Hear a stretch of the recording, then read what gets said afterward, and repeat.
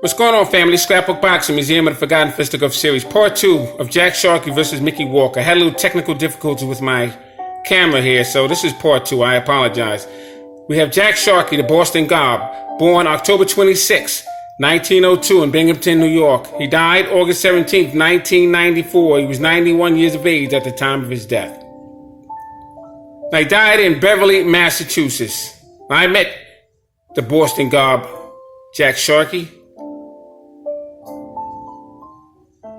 I met him years ago, but I met him when I was probably about 15 years old. Now, he stood 6 foot and had a 72-inch reach. He had total bouts of 55 fights, 38 wins, 13 knockouts, 14 losses, and 3 draws. He moved to Boston as a young man, taking his ring name from 2 legends that he most admired. Now, the first part of his name, Jack, came from the legendary heavyweight champion, Jack Dempsey.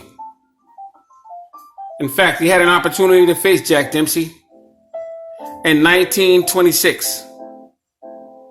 Jack Dempsey was making a comeback. He had promised the title opportunity, well, at least a chance to fight him in 1926 against Harry Wills. But he changed his mind and he fought Jack Sharkey. And this was after he had been defeated by Gene Tunney. And he would face Jack Sharkey to get a second crack at the heavyweight championship belt with Gene Tunney. Gene Tunney, fighting Marine. One of the best master boxers in boxing history. He would have 5 fights with Harry Greb. He lost 1 and won 4. Now, 3 of those 5 fights led doubt to most observers. They felt that Harry Greb won. But Gene Tunney had a master jab, unbelievable movement, very fast with his hands, and he could fight. He was from Greenwich Village, New York. It was the Lower East Side of Manhattan. And that's the belt that Jack Sharkey and Tommy Loughran would fight for. But before Jack Sharkey can get a chance at that, he would have to face Mickey Walker. Now, the second part of that name came from another legendary fighter. That fighter's name was Tom Sharkey, the Sailor Man. So the last name, Sharkey, was put together with the first name of Jack, which is Jack Dempsey. And that's how you got Jack Sharkey. Here, once again, I'm showing you Gene Tunney. Now, Jack Sharkey would also face Jack Delaney. Jack Delaney was a light heavyweight champion from France, Canada. And he'd be in there with Jack Sharkey. Now, in this picture, Jack Sharkey kind of looks like Jack Dempsey. I'm sorry, Jack Delaney, but this is Jack Delaney. He looks like Jack Dempsey in this picture, but I'm showing you Jack Delaney.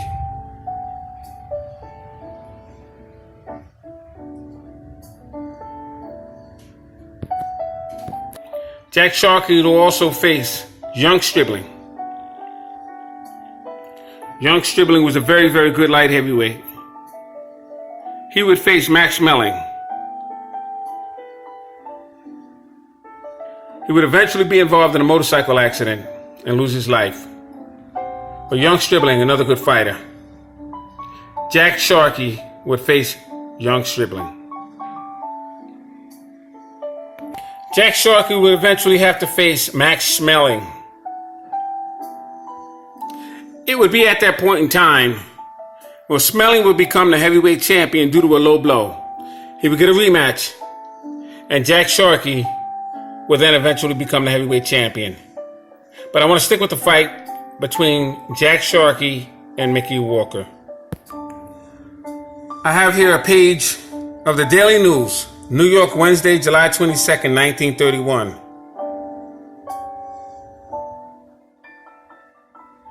This is the headline. front cover of the Daily News between Jack Sharkey and Mickey Walker. Let's look at the tail of the tape. Jack Sharkey was 6 feet. Mickey Walker was 5'6". They have 5'6" here. I also have on record 5'7" for Mickey Walker. The weight was 198 pounds for Sharkey, 168 pounds for Walker. Now Walker was 30 years of age and Sharkey was 29 years of age. As you can see here, the reach advantage for Walker was 27 inches and the reach advantage for Sharkey was 73 inches. Everything else is academic. And here you have Jack Sharkey to your left.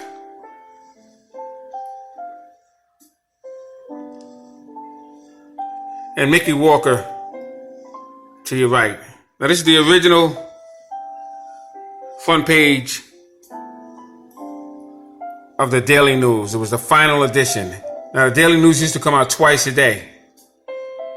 And this is when the young man on the corner would say, extra, extra, read all about it. It would be the second edition of the reporting for that newspaper. And I just wanted to give you an idea of what the cover page looked like, anticipating that fight. And this fight took place at Ebbett Field, Brooklyn, New York. That's where the Dodgers played.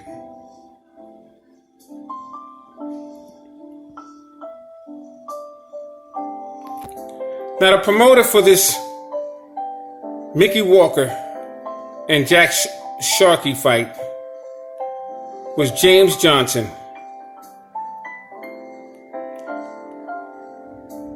Now the scoring for that fight was 7-3-5 for Jack Sharkey. The referee was Arthur Donovan.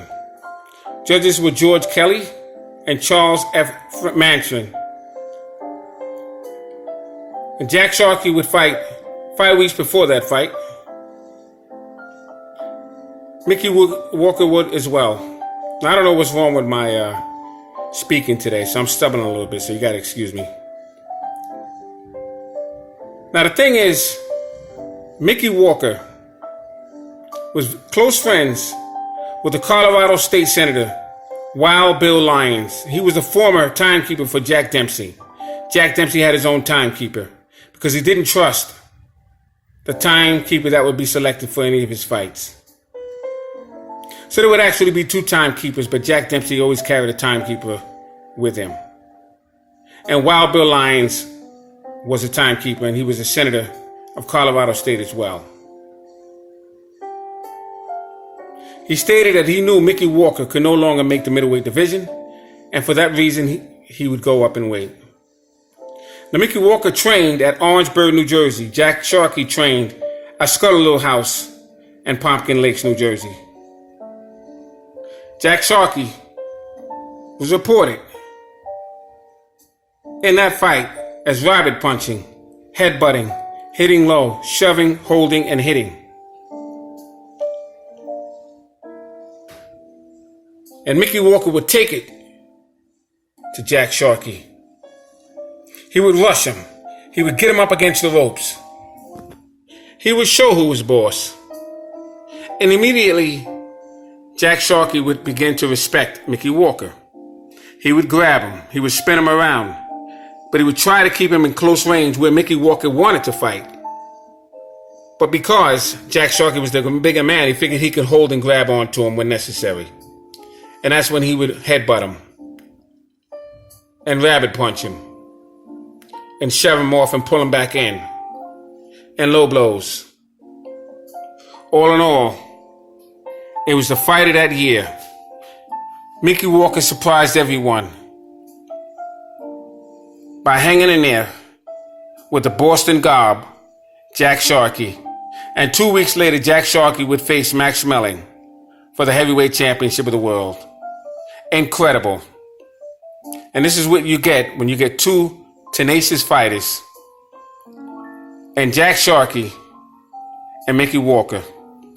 Thanks for exploring that fight with me. This is part 2 of Mickey Walker and Jack Sharkey. Salute to my subscribers. Salute to these outstanding fighters. Mickey Walker, Toy Bulldog, and Jack Sharkey, the Boston Gob.